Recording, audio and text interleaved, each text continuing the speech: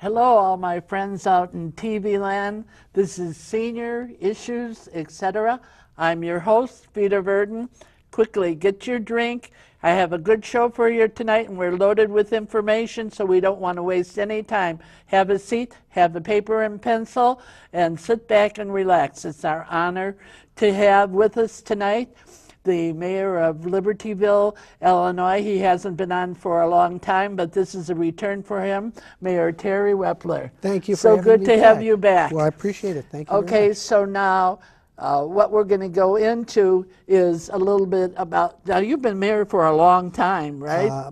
Almost 9 years now. Almost 9 years. So that shows significant of something. You must be doing something right to get into this long of a term. Either that or I'm crazy to keep running.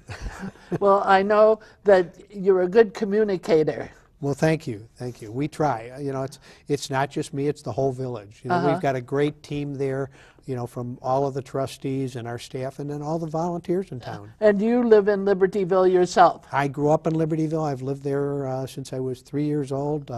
Born in an Army base, and my parents moved for about a year to Waukegan and then moved to Libertyville. So as long as I can remember, I've lived in Libertyville. Well, now let's get to what are we going to talk about tonight? And I think that how we were talking before the show, and I think it's a really good idea to get into some of the financial thing that's going on.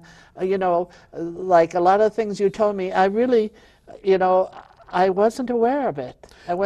Yeah, a lot of people aren't aware of some of the issues facing local municipalities. Right. You know, there are so many municipalities that rely on the property taxes, and the state this past year, when they were having problems with their budget, in my opinion, was doing a bait and switch. They kept talking about freezing property taxes, which really has nothing to do with the state government. They don't get any of the money from property taxes. They get their funds from income taxes, from sales tax, and different places like that. And while freezing property taxes sounds like a great idea, I know everybody likes it, but all that does is hurt local governments. It does nothing to help the state government. And so you think that was kind of a decoy? I think it was a decoy, a bait and switch that our legislators were doing that really took away from the discussion of how the state was going to balance their budget. Now I'm going to ask you something really simple, because I'm going to have somebody call me and say, what's bait and switch? Well, just they're talking about one issue that supposedly is going to help them when it has nothing to do with the issue that was their issue, which again was balancing the state budget. I just wanted to clarify that because that's questions that people call me on. What does that mean? Yeah. And again, while the state has had a difficulty balancing their budget for years, every year all of our local governments have a balanced budget. We're required to by law, and we do that. And it requires a lot of hard decisions quite often as far as what programs we cut and what programs we can keep. You hear so much about the state always being in financial trouble. Now, is Libertyville in that same kind of financial trouble? I wouldn't say we're in as deep a financial trouble as the state, but the local governments keep being put in worse financial trouble by the actions of the state. You, isn't it? Because of what the state government does.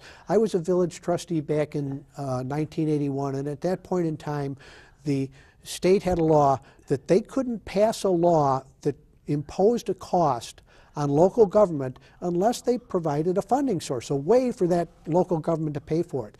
And in 1981, they revoked that law. There are now over 275 laws that impose a cost on local municipalities that municipalities didn't have to pay for before without any way to pay for them, without the state providing any way to pay for them.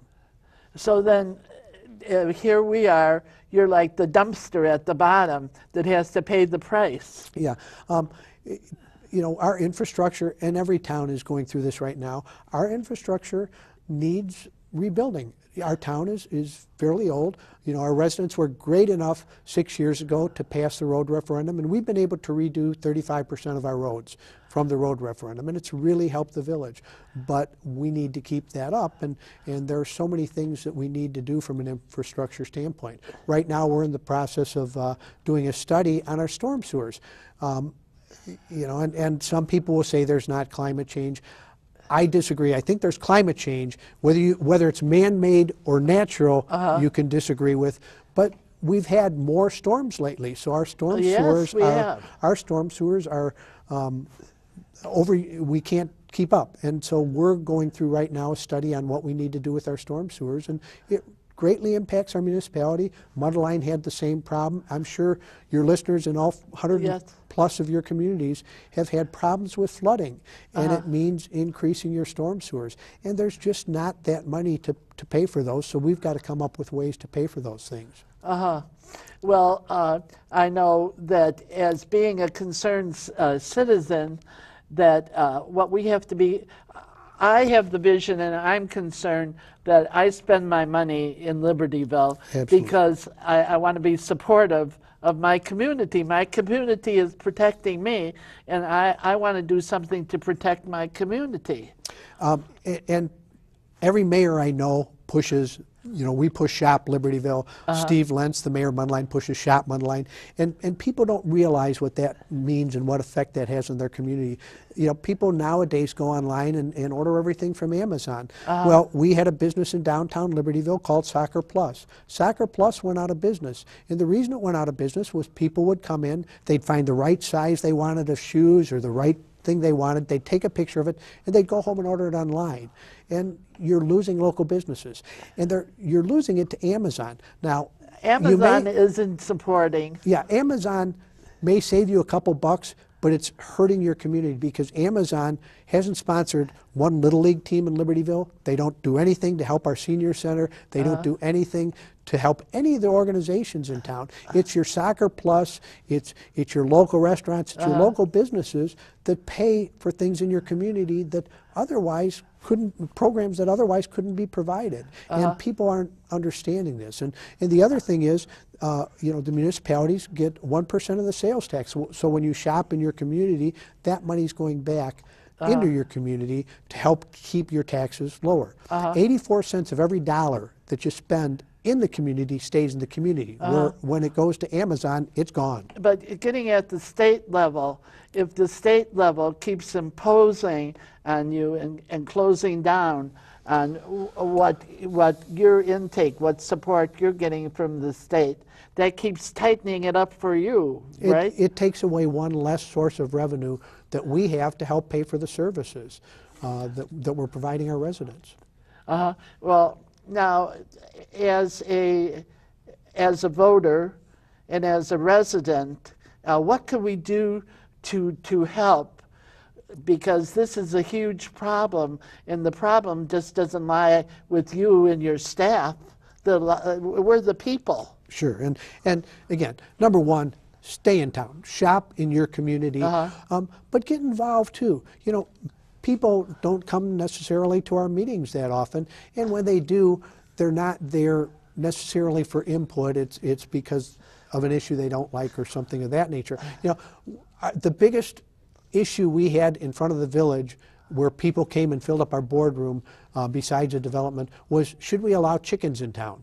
We pass a multi-million-dollar budget every year, and we get very few people who come and give their input, and we're always looking for it. What people don't understand is so many programs we have in Libertyville that are volunteers. You're doing this as a volunteer. As a volunteer. Our Out to Lunch, our Farmers Market, our Car Fund. I know Main Street. Yeah, those are all programs done by Main Street. Does our a lot. Little League, some towns don't have a Little League program, and the organizers that do that, and then your park district has to do it. So what we have in Libertyville are hundreds and hundreds and hundreds of volunteers who really help us provide programs that otherwise you wouldn't see. Well, I know that Libertyville has grown, and it's really become like a little restaurant town. Yeah. And that is helpful. Yeah, we're really proud of that. When it started, we were a little leery of giving out the liquor license we gave, but we haven't given out liquor licenses for a bar. When we give out liquor licenses, they're tied to a restaurant. They're tied to food. They're tied to this food. Not yeah. And we've been able to attract. What we have different than a lot of communities is the restaurants that are in Libertyville are not your chains. They're your mom and pop restaurants that you get remarkable food. Shaku was recently on the PBS station, Milwaukee Taco, one of the top restaurants in the state of Illinois. All of our restaurants are getting honors throughout the state and being very much recognized. That's a good thing. And besides that, it seems like one of the things that is noticeable, I'm a resident in a senior building in Libertyville, is you don't see a lot of vacant stores like you do in some communities. You see a lot of vacant places, and that's not recognizable in Libertyville. So like if a business moves out, something new moves into it, and that's a really good thing. We right now there are 2 vacancies in downtown Libertyville and Milwaukee Avenue, and both of those there are people trying to get leases on them. We typically, we have an economic development coordinator, Heather Rowe, and she gets requests every day for new businesses that want to come to Libertyville because we do have a vibrant downtown. Well, I think it's vibrant, and I think it's so close to a train station. I know that's what a lot of people look for is transportation to get to the loop, and it doesn't take that long to get to the loop. So it's close to transportation, and it's close to the tollway. So I think that that's also helpful. Now, we're going to get back to the rest of it, but in the meantime, I'm going to give my Vita's Pearls of Wisdom. Now, this goes right along with our show, and I think I'm in a position to do a little bit of bragging about this. One of the aspects in Libertyville that I think differs, not every community has it, that our mayor calls us every time there's something happening. If there's a storm coming in, if there's some flooding, like I know on Oak Ridge Road there was flooding, but any information that's coming in. And the thing that I feel about it, now I've been doing this show for 18 years, and in 18 years I have interviewed a lot of people, and a lot of people have interviewed me, and what we are is we're a community service show. That's what we are. We're certified with our 501c3. We're a charitable community service show for the community. So that means that we're going to bring information forth that will enrich the community. So when I hear things that are enriching the community, I always like to give notice to it. And when I pick up the phone, I don't hear the mayor's secretary, I don't hear the mayor's intern, I don't hear some canned voice talking. I hear my mayor talking in a very melodic, soothing, comforting voice on what the tragedy is that's coming forth. At the end of that, what it makes me feel like is safe. And I always look at the phone and I say, thank you. Not that the phone could hear, but I've talked to a lot of people about this. Like, what kind of communication do you have in your community? I've talked to people in different communities and they say, in my community, I feel like I'm a vote. I feel like, oh, I'm one Democratic vote, I'm one Republican vote, and that's what I'm thought of. Other people say, in my community, I feel like a number. I feel like, oh, okay, there's so many people in the community and I'm one of those numbers. In my community, and I've talked to a lot of people in my community, I don't feel like I'm a vote, I don't feel like I'm a number, and I don't feel like that I'm just not counted for anything. I feel like a resident that has a leader that is keeping us informed and communicating to us. Now, what I can do is, you know, I'm biased about this and that I have the right to brag.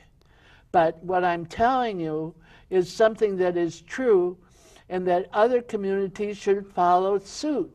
Now, what is this leader, what has this mayor done different? He has taken it upon himself to stay in communication with his constituents, with his community, with his residents as a leader. And he has, and that communication has come through.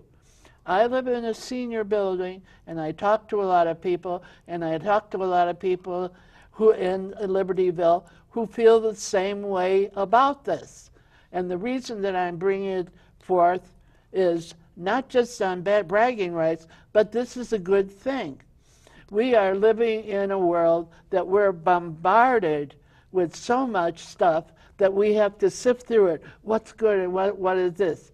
This is something that is good for us. We're living in the world, and our world is changing.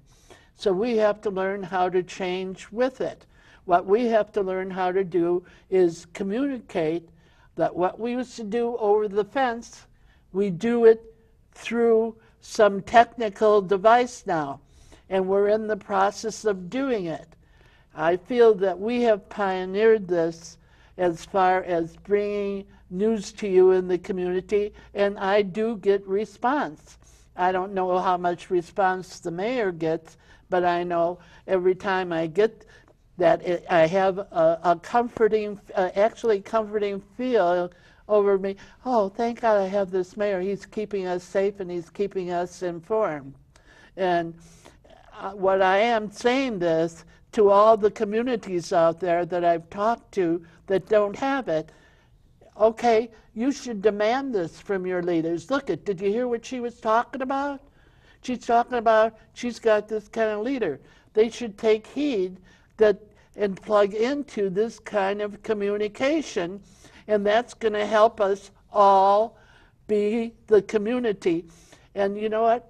I can speak for the community because what we are here at Senior Issues, we're a voice. We're a voice for the voiceless. We're a voice for seniors, and we're in touch with the grassroots of that. So I can clearly say that other people agree with this is what needs to be done.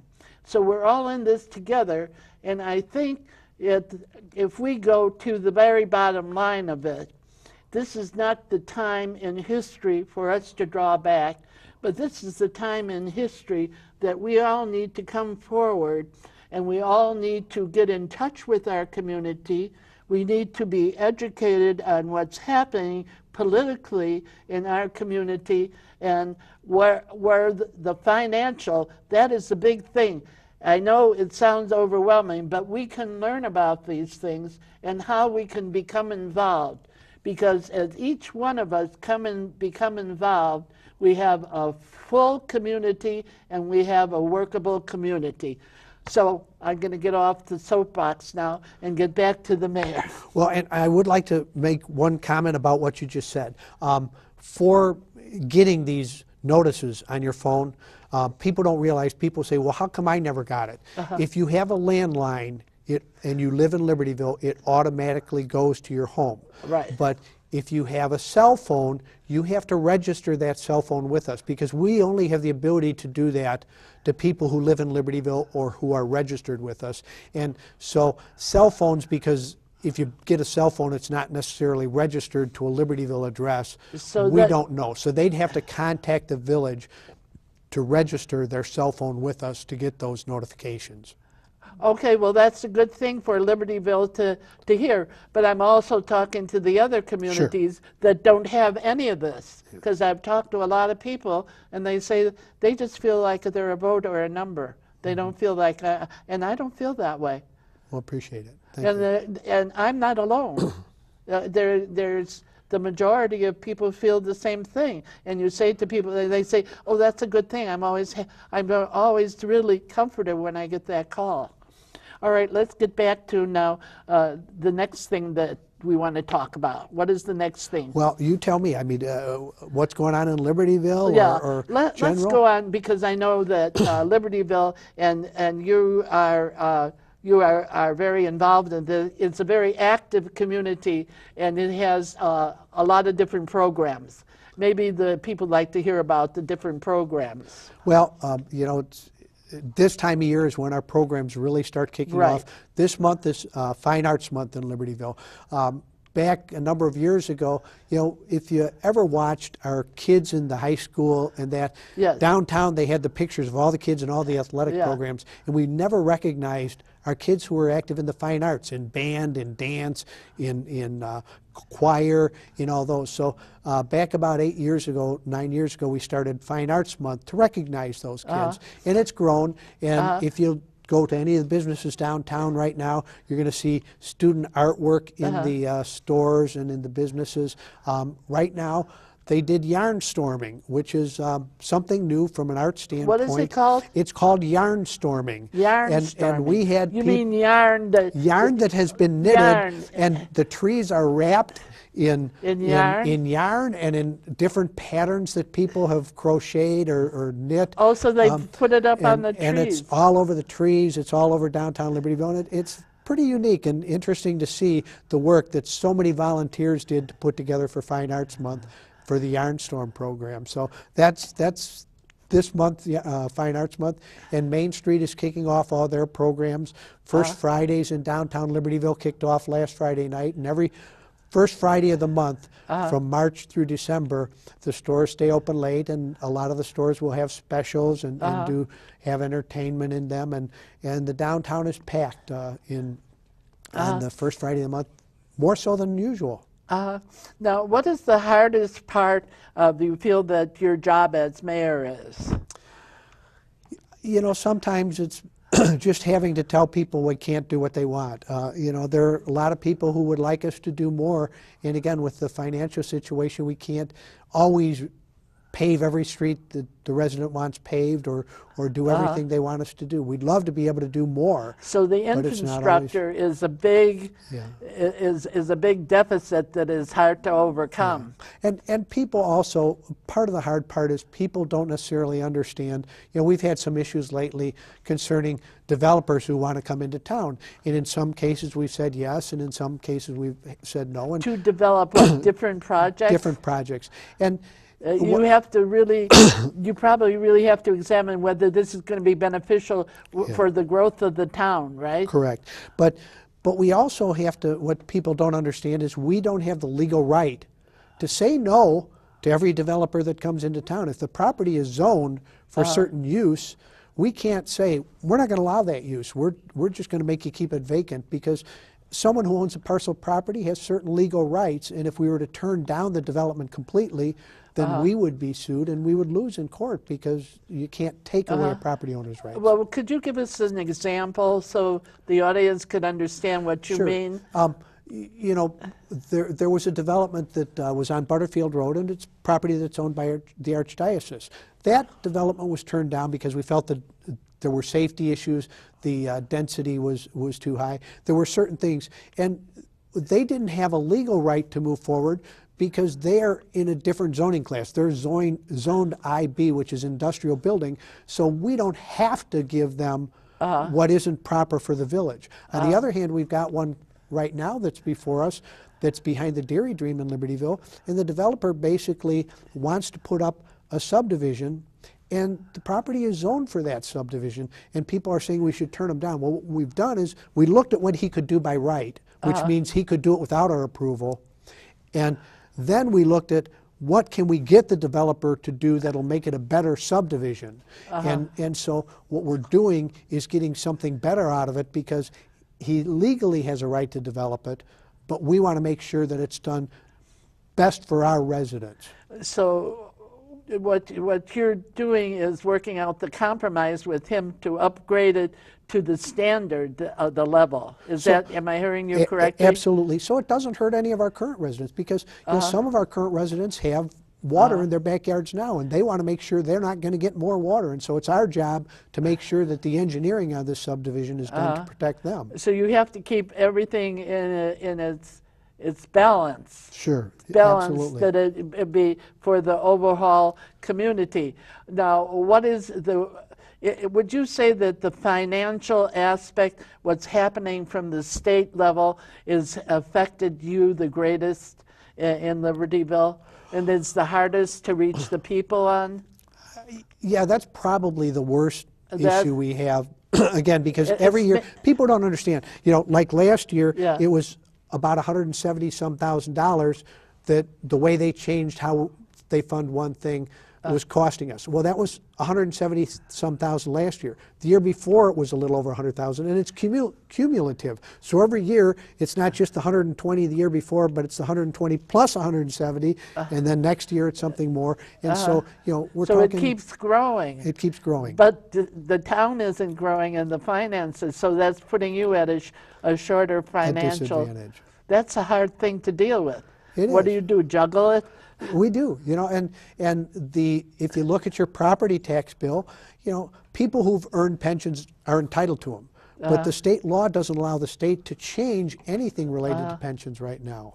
And so the amount we have to pay to the pension fund each year is determined by the state. So if you look at your property tax bill from 10 years ago and this year, you'll see that the percentage we have to put into the pension fund is much higher. Pretty soon we're going to be paying more for pensions than we are for our daily operating costs. Well, one of the things that we could do well, it won't be a lot, but it'll contribute, is shop within the community. Absolutely. That'll bring in a little bit higher revenue. One of the things we could do that. But another thing that we could do is we could understand the financial aspect more.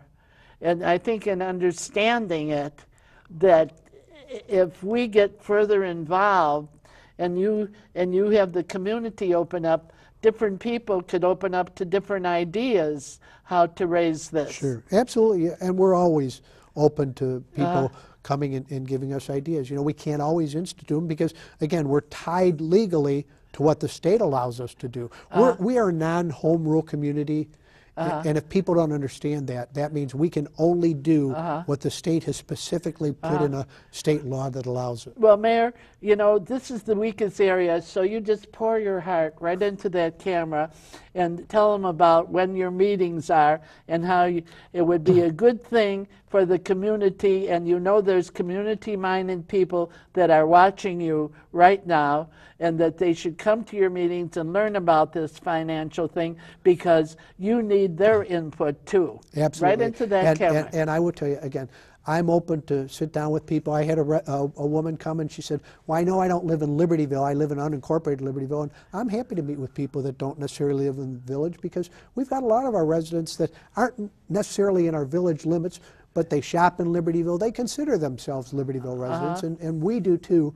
And so we're happy to sit down and talk to you, explain budget questions, because I get questions all the time about budgets. When I first got elected, or before I got elected, if I went to Jewel, it took me about 5 minutes to run in, get my stuff, and run out. And now I know I'm going to spend a half hour in Jewel every time I come, and I'm happy to do that because I get a chance to talk to people and answer questions. So please feel free to talk to me, any of the trustees, and come to our meetings. We meet as a board the second and fourth Tuesdays of the month, but we have meetings all the time, and they're always open to the public.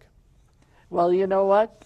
I think that just about sizes it up. And when you out there, you're the one that's sitting on the couch, come to the end of your rope, you tie a knot and hang on. And you know why? Because the best is yet to come. What we want you to do this week is catch the spirit. God bless you. We love you.